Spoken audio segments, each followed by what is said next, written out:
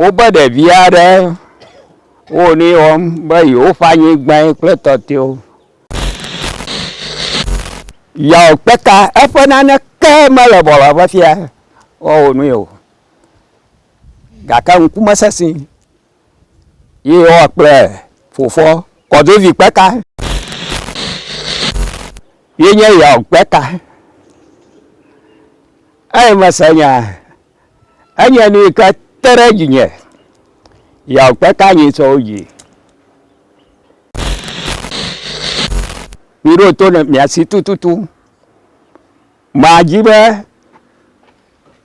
bolavo pengon fio kata nasi pe khama kata ajoji nam banye gboma la fia wosi pe ka fu ma reka fami wona o mala bolavo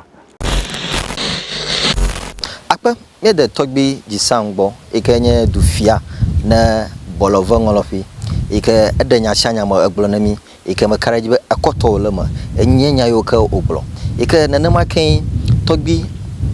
solaga akapo evelia ikenye dushifia na bolova ika be aw yemo dubonoga aduna gblon nanama ken lopampa afafampa onye ike yehanya reka everolechi ike ya ade agbona adua ya garaji na yehana da to agbonami mimiava ayenye togbi solaga akapo evelia bolova ngona fio fodu shifia malaga homa monu afia agba matwe ale ba makponu ya la social media vinyo so ele no ya ma ko nya yigbo mo la anya akam majiba mayo wova na le kenya nya ha ma po de tefe magble na duana se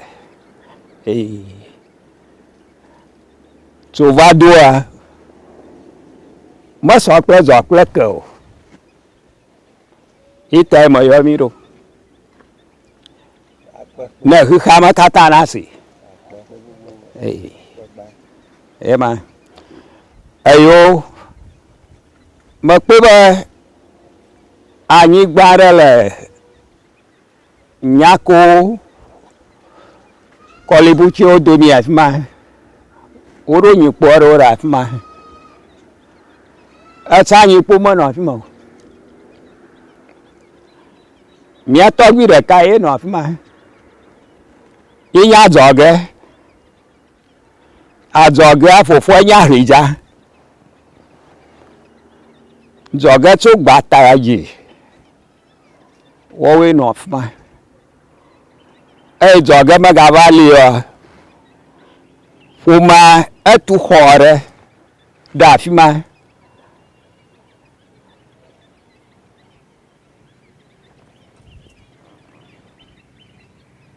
ho mi atoria reta yo tuna benono anyi gba nwuzo ka kamate wa ze yo ta ho chi afma e ke mi onye sukudem nya kokko time de sukole fi ma mi tuna ma ye azoga fone chio uko manya na chivio nyo tama teji afu ha dego ma teji afu dego eno no gagam nyo to mi ze she sukunya na mietu sukua evato mi da kolo fo kofe evato amagoma kofe yele bate ofe etro vuagbo kamie gere afmagoji eme ono aro dudum ene fufu tamie onu mía phone mấy nhớ để mía phi nữa mía có này à phải mía mía nói hiếm giá gà đi đâu nhà hàng riêng po tôi bị nhớ tới là ba giò ghê ở bờ đá này khi mà được bờ này đá nhẹ thì cái gì ở là nhà nào hai phiếu hóa rồi cũng mà global hale if ya over the via there ô ni om bây giờ phải như vậy phải tự tiêu như như giàu quét cả ai mà sợ nhà anh nhà nuôi cái tê gì nhỉ giàu quét cả như số gì我发现搞这việc quét cả có dấu việc quét ca phủ phơi nhà chỉ cả quét ca cho hụt đi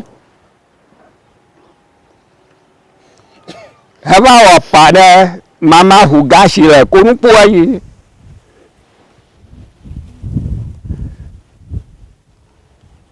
hụt gas là cái gì vụ là mua gà mà ôi tất cả ta uống nào chỉ có mà whisky quen nhiều mai ya bỏ lò về anh nhá xí đủ à xí mới nói phi phụ nhà cô hai xí mới nói nhiều nếu có hai xí mới cô nói tôi đi ra mà lại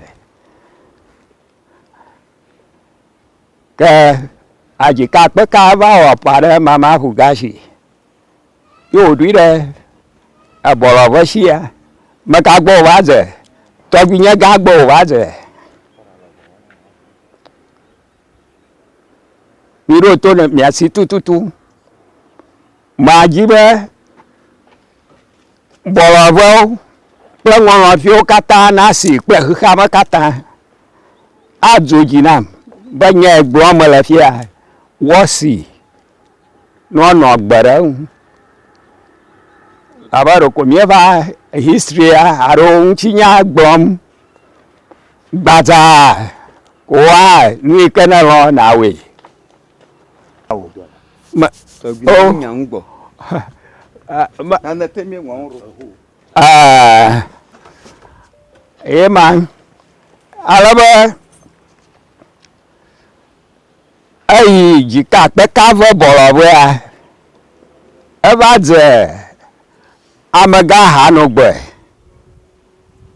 em bò maga hà nội bơi nhà tôi bị gai phụ phơi nhà hà nội bữa yên toàn quay nhà mà gai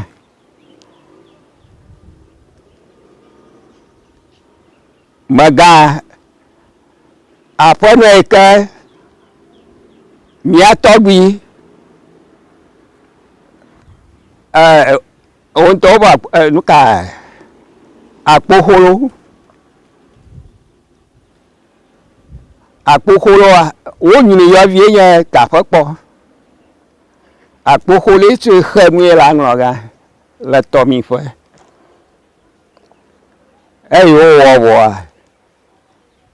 yo chơi đó amaga hà nội bờ phơi vía ode gì vì đó cả ye nhà cầu amaga cái gì cả tất cả và giờ maga hà nội bờ maga hà nội bờ ý ai là đây mò gì về plan này phi anh giờ plan nhiều và ý là đây cái ta mò gà mày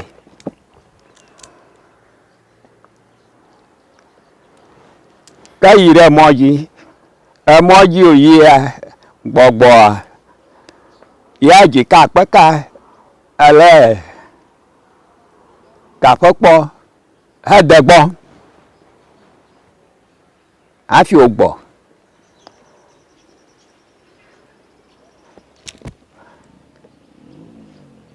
tất cả rồi cả tay mà cả hà nội bò ô đủ phù phía dưới lúc của sau về cù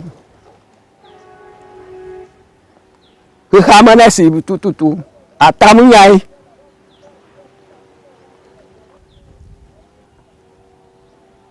afia yɔ kpeta kple fofo le fia megaha no gbeƒã ƒe mee ma wɔ kisiwo nye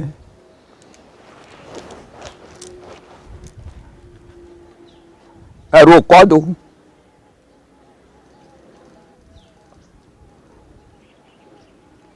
kpeka ƒome aɖeke ƒe mi wɔnawo mele bɔlɔƒe o gake fifia yɔ kpeka kple fofoa wɔwoe va nu wɔm abe ke bɔlɔʋetɔwo nye wobe dumegãwo yɔ kpeka eye wo ɖokui be dumegã wobe le ŋku na wo dea ŋku ɖeketɔe nya enua efia alo ɔga maneme koe ko míatɔwo wole amemawo de ageme vevitɔ yɔ kpeka ya ƒe nu ɖo dɔme vem na ame ale gbegbe mato nyateƒe eƒe nuwo dɔme vem na ame ale gbegbe labe wowɔ kple fofoa kple efɔ yi ke be ƒo bateƒe eda ɖui hetɔ wòkua wokplɔ me yi ɖe kɔte le tokɔ ema yia sekui kɔte nɔ afi ma labe ne nane wɔm kɔa edze be woagblẽ me vevitɔ xɔtutu kple nu yawo evɔ naneke menye wotɔ le bɔlɔʋe ŋɔŋafi enu o bɔlɔʋe ŋɔŋafi ya du ɖekae srɔ̃laga eƒe aƒe le ŋɔŋafi gale bɔlɔʋea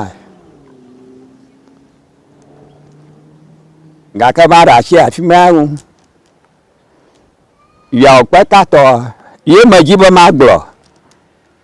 yɔ kpeka eƒe naneke mele bɔlɔʋe fia wɔwɔ nu o gake ŋkume sesẽ ye wɔ kple fofoa kɔdovi kpeka megaha no gbe esrɔ̃ ha wòxɔ enye nya mamanye wɔ kple fofonye dada wɔwoe no ƒome yibɔ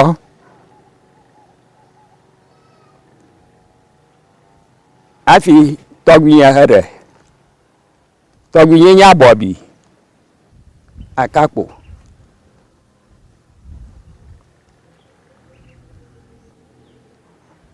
wodzi amewo keŋ hafi va dzi fofoe yenye kavitanigbi ɖo yi ma ɖe wɔse ŋkɔkpɔ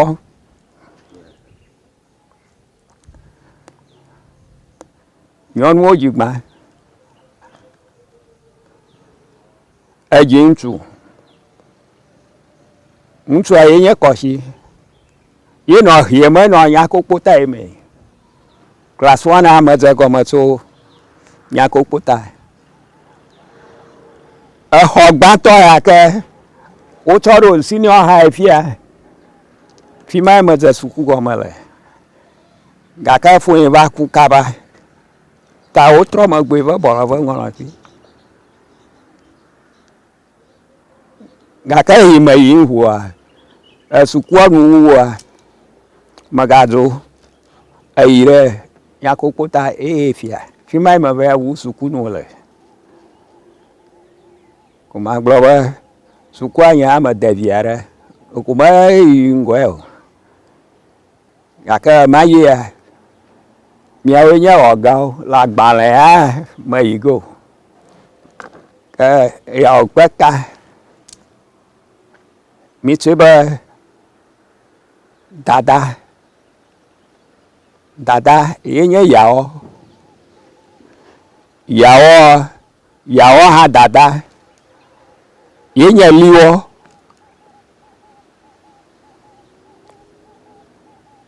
yo metɔ yenye minawo tedzi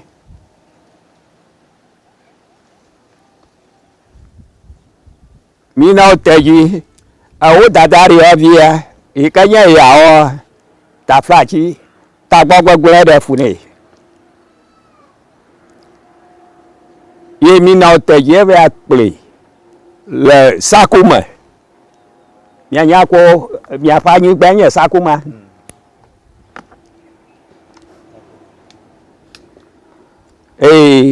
Sakuma trakuma kple tio nya ko to e fa nyu gba mo kata. Ele nya. Yo mina oteje po ya o ko ba ni aji ka pe ka gbo o ba gbeda re azu ba zo ka to e ma ye ko zo vi pe ka azu re ka pi yo le ya o emo ma gbo re to gbo nko ma ma gbo re to gbo nko ma enye vigba toji o tun ko ne ba blush eli fifile ta fa chi ya mi ma afudam ni o ja blush eji nyonu afieji masa nkuye manyawe nyema masa yo ma yo ji ko ku peseku afo batewa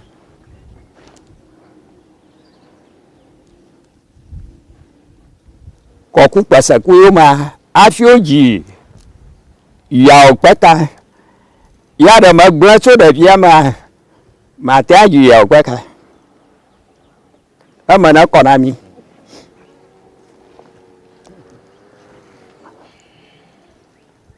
ake magble ka bo magble ka bo kwe kun mo va yin bara ka mu Buholo ya yo mo la magleba mi atogwie yin e fu me ye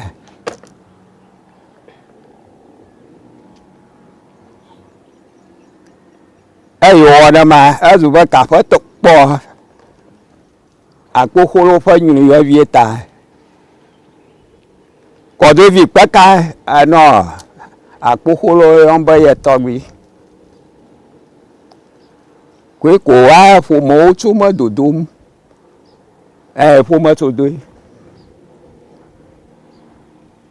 ona ba miese afa tore nko le safo jokoto fa ma o yo na ba fu ma to do miese pa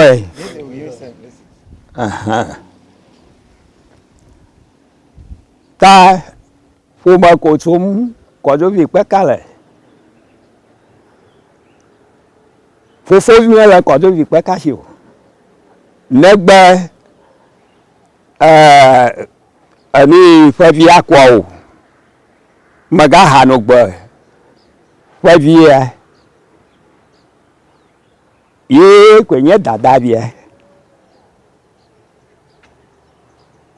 fofo mi la si o gakana mare ba la pa kanu biao boyo pekare o tori eyamaka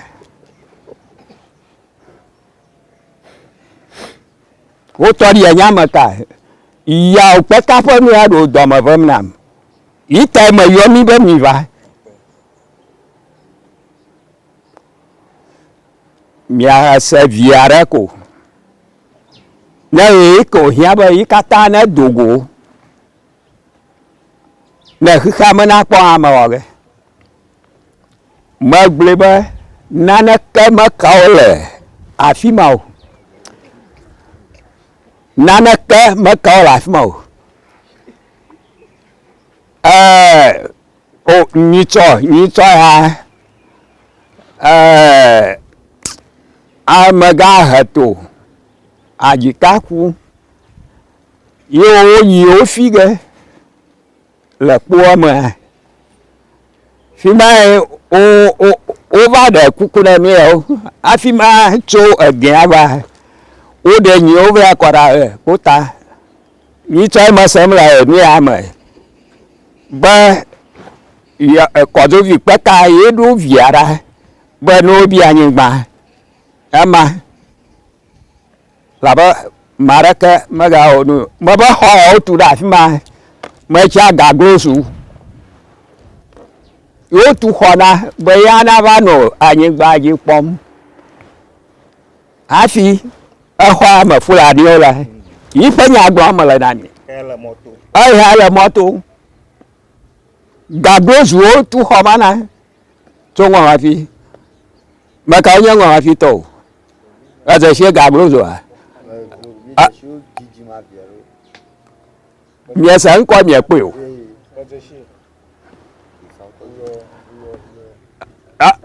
aba onye ya praku a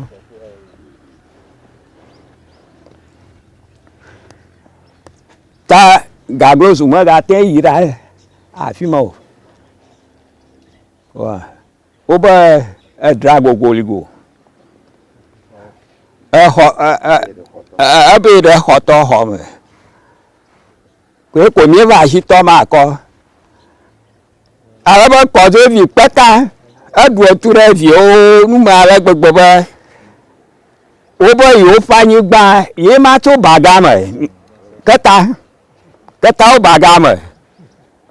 pa do re so ga ko fo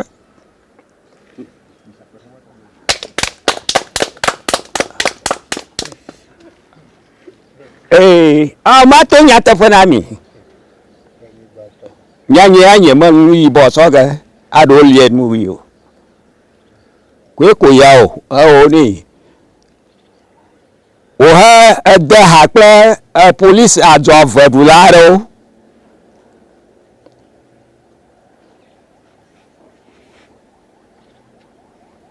mani o ma hotum de boro ba ko do vi pe ka ple vieo o va gbon nu ya pe o le to ma ple to ti o ta 1985 fa pe ka lo fa se ke bla ni vo to ma ba ma gbori ge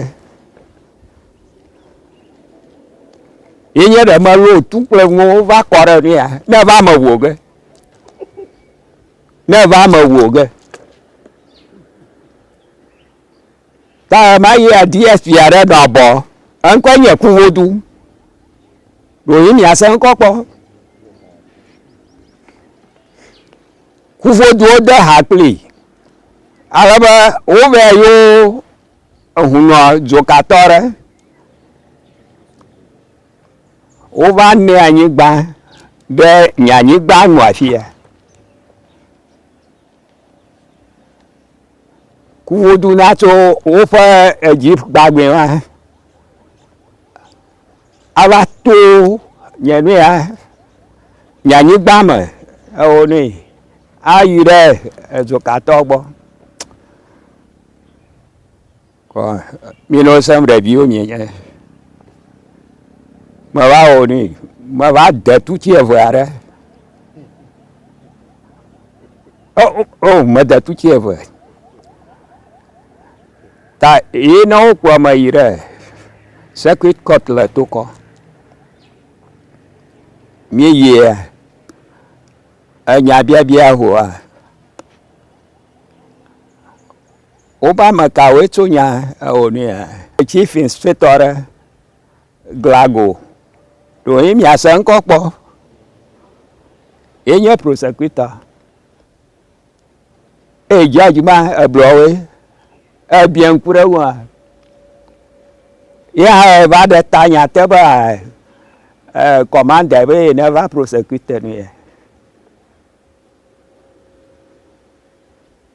ma ya 1985 azu bo bo soja o tare ma mo un pleto ti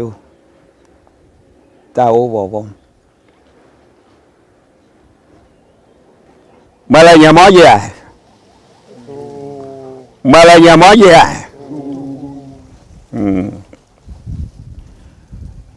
ta je ya an ko nya mensa a to bogu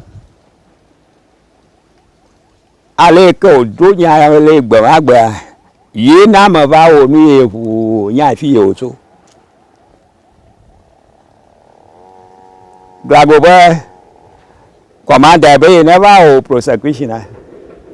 Kaya abe chief inspector. Le ko punya le afia kobi. Ko jaja oni nambu. Na o ga o mi are. Nyema ga yire police ogbo. Odunu. Wa gba menye nya bi onyo. A homero di ho order in court plate to. Ao. Tanya mazu ma ve apo yen mu ogbo. Yina a homa elifia. Yima le mi sina.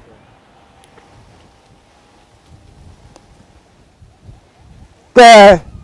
le vazo yen ba mi afa primary anyi ho ani o ozaba all vision ejibe apere mi an o ma pote ho ta fo fun egble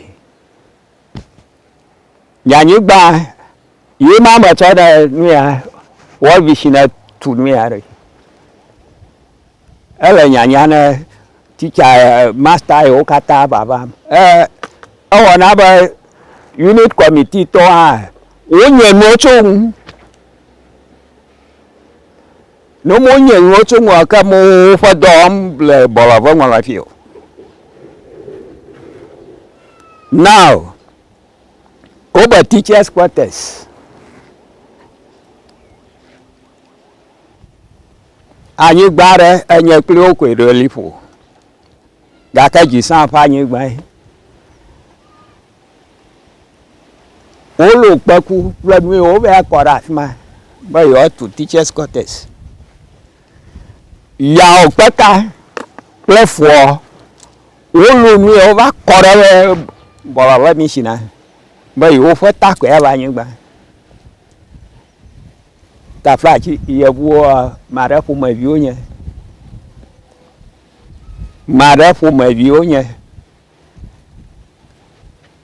no pere ma ko ojopo yina ba teachers quarters mala bola bo ala ngona fie ga ka ma te o ka tan mo de o mi ya ma sa ma ba miato to foyi la mi yire court ma ata fo ma jiji afi world vision we avao nyama gleba ayi gba ma no dire pere to ya wunam ma da she wuna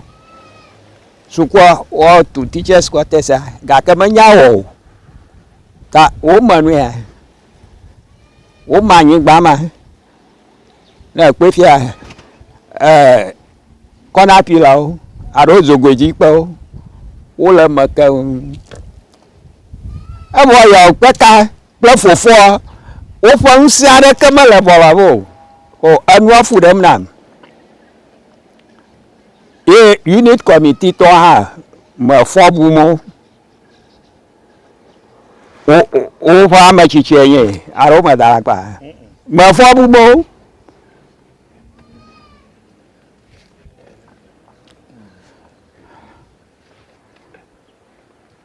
gake anye ma fo bu go fun togbi to ku gba nko yen Carlos patron de ku chudo adela sagbaji akofu mama enyi umacha na ofo anigbanya owo na omo ta ine po na yomi ne pomle na todomia nyama vare du adela sagbaji akofu mama o time varo ta akpanu unfo mo na lagba karata no ono gbe jinale ya tapanya no shidem na mi okay ala be hotula kam gale na mi fia areko ko he ba se gba na maroela na fela mafa ni le mo nyiri na ko so suyi akowole ki ba so ngogbe ake l'anyigba nyame gba nyɔtɔgbiwo ƒe dɔkumentowo wɔ da ɖia efia be do adela wo kple tekpɔ dzɔhlẽ idoliƒo yewo kple kalẽkpi fiadokpo doliƒo. Okay. Gbɔdzili. Tsɔ fi ma yewo kple dzisamu doliƒo. Okay. Afi Kita Lagoon exɔ the other side. Okay. Afi dzisamu hã tɔ. Fiadokpo. Fiadokpo. Yes. Fiadokpo sase me kpadzi. Okay. Haha. Ale be tekpɔ dzɔhlẽ ƒome hã niklo va doliƒo. Okay. Ekɔ yi. Okay. Komi ame yiwo ke doliƒo le kpɔ dzia ayi ke be nyatɔgbiwo ke neŋɔtɔwo ƒe ɖo da ɖia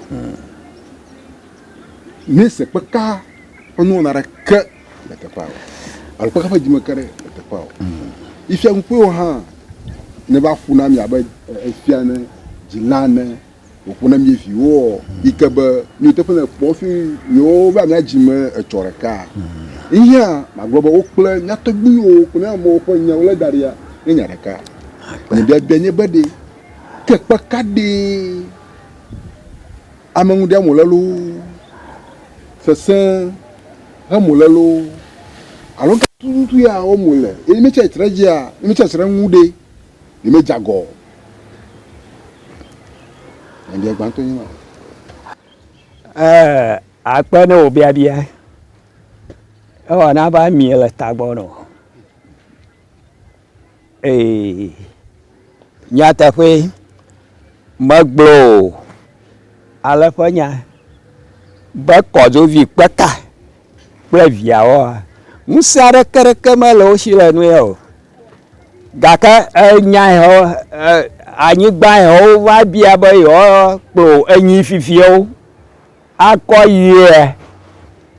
akɔlɔ hawo na anyigbawo yia wo be ekposɔ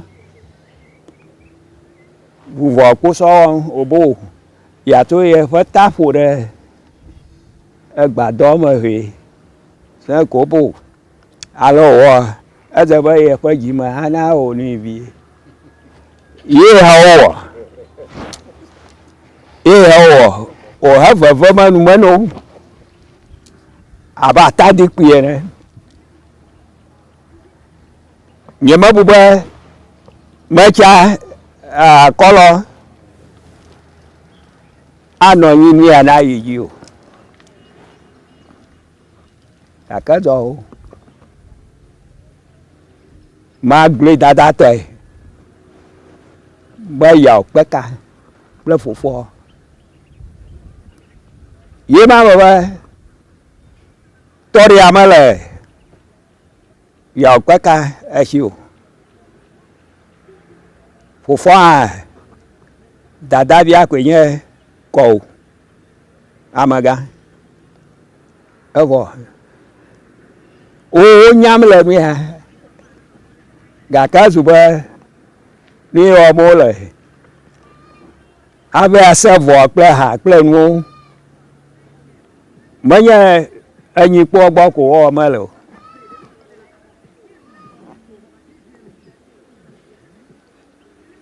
N'obiawo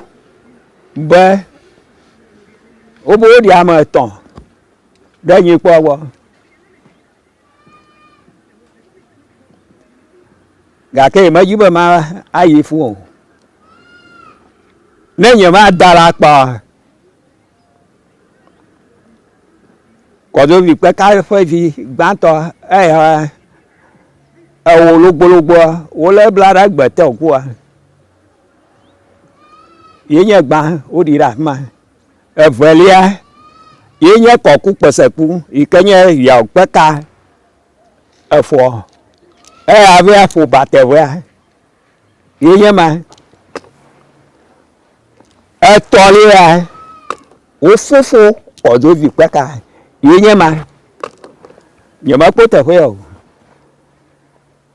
kàkà ma bu ní àzà mẹ yìí nyẹ́ ma. Tọ́gbé lòun fún mu ẹ jẹ́ fábẹ́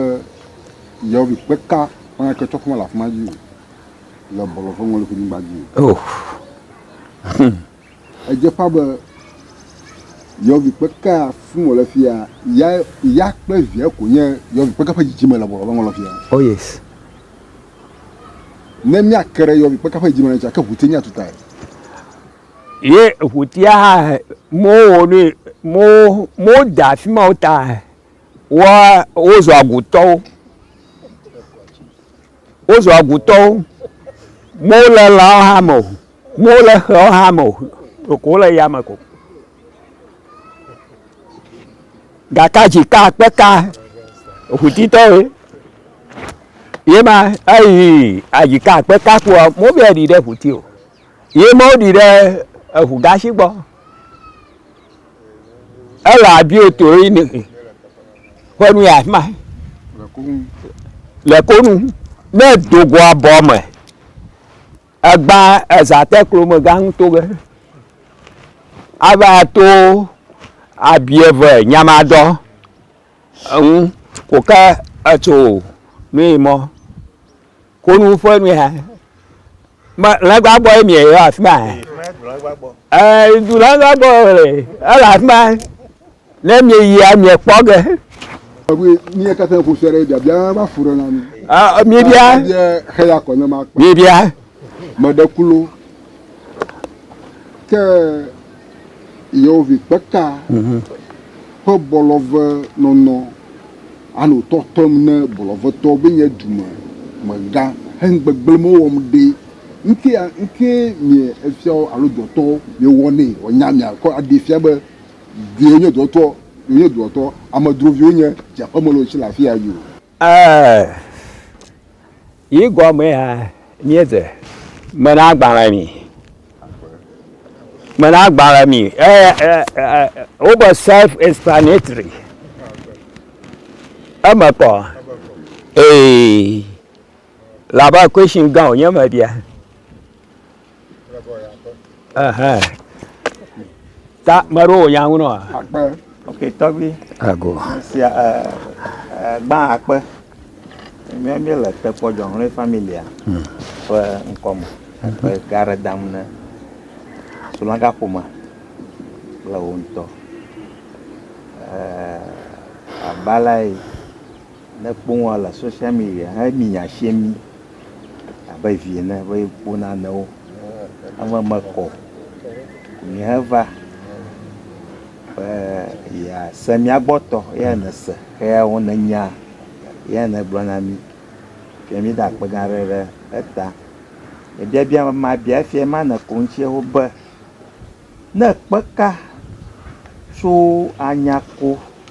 nyigba ro aro tsame nyigba ya dzi mi le atsama wo te wa ba because mia mama tsɔhlẽ tsamawe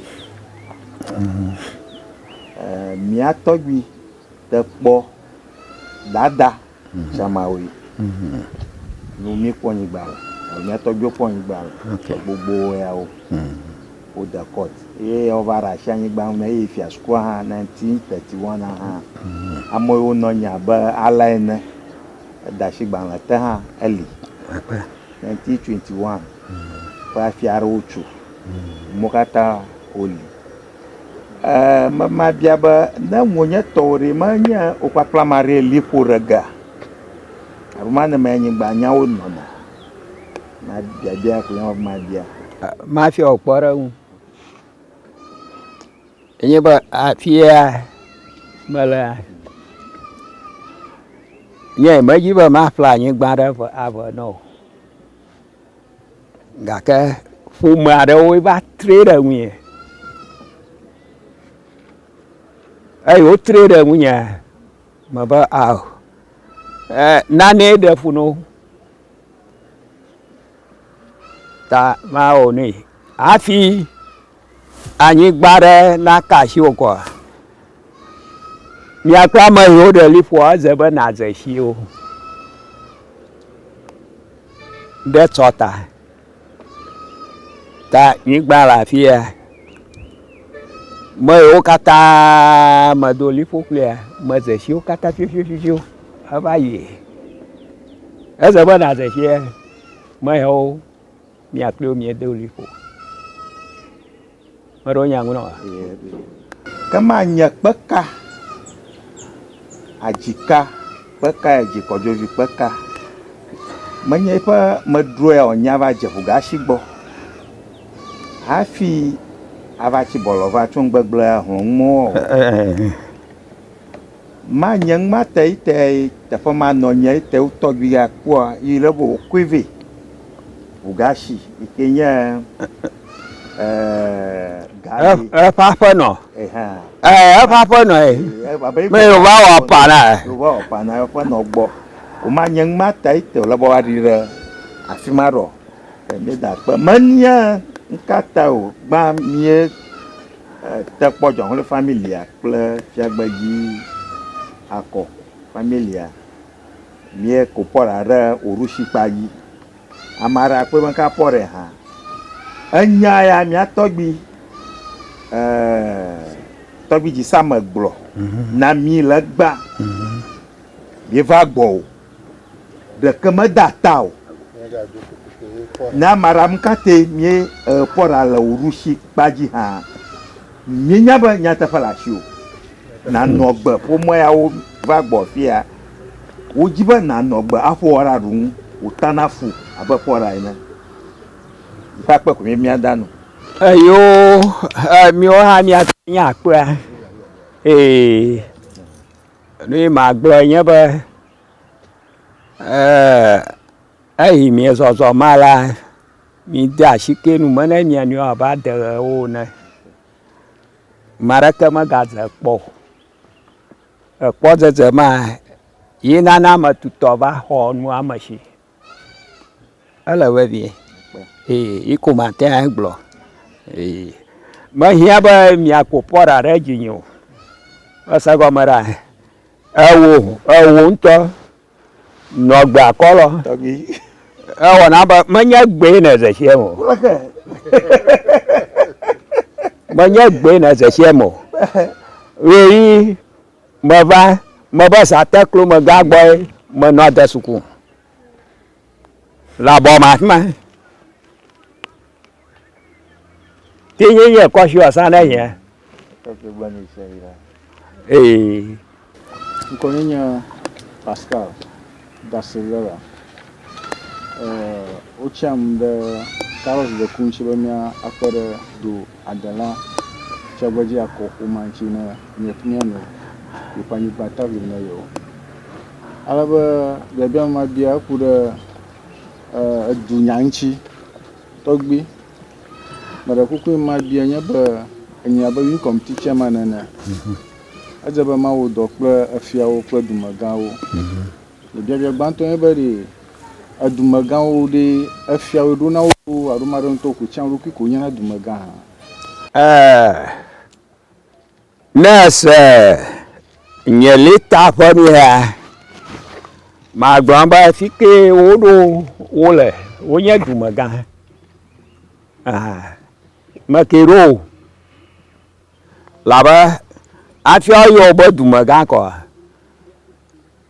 efiawoe ɖo dumegã eme ne kɔ na mi menye ɖoko natso ge ko alo mare na dzi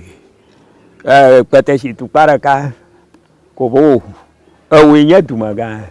ao ema ɖo labe agɔkonyiwo ƒe nu ene kplɔla mele wo ŋu efiawoe ɖo dumegã ne yi ɖa nɔ gã efiawoe ɖo dumegã nye biabia velia nye be ke yewo la ame aɖewo tsiã wo ɖokuiwo eƒoƒo ɖokui ŋu fo nye dumegã hã eduwo kple va tem ɖe to ɖe nu ka tutu le be dufia kpakple eƒe tefiawo xɔ ne me yiwo ke be wɔna eŋu na tso nu ɖeka nye be